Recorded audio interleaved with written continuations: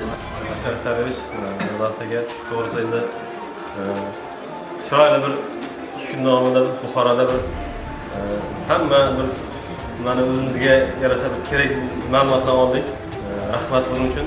Men shu yerdagi bizning jamoamiz nomidan sizga o'z minnatdorchilik bildiramiz.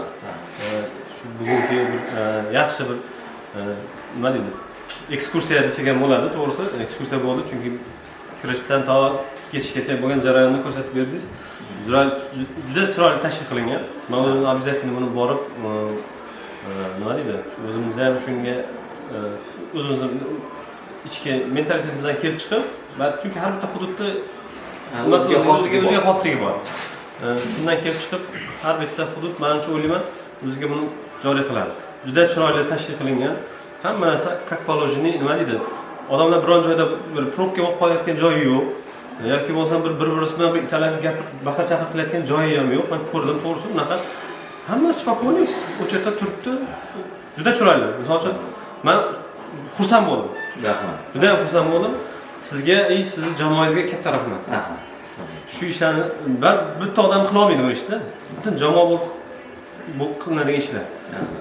Xudo xolasa bundan keyingi yutuqlaringizlar hammasiga sizga kuch-quvvat, omad tilaymiz. Mana shunday yangi kreativ nimalar ideyalar ishlab chiqib, o'ylab biz sizdan o'rganib ketaylik. To'g'risi ustoz sizlar, to'g'risi. Chunki necha yillik men endi bilaman, necha yillik shu tajribali rahbarsiz. Shu tajribangizni biz sizdan shu student yigitlarimiz, qizlarimiz, singillarimiz uchun shular ham o'rganib, ertaga bo'lajak rahbarda bular, to'g'risi. Shuning uchun sizga yana bir marta minnatdorchilik bildiraman. Rahmat, salomat. Sizga rahmat.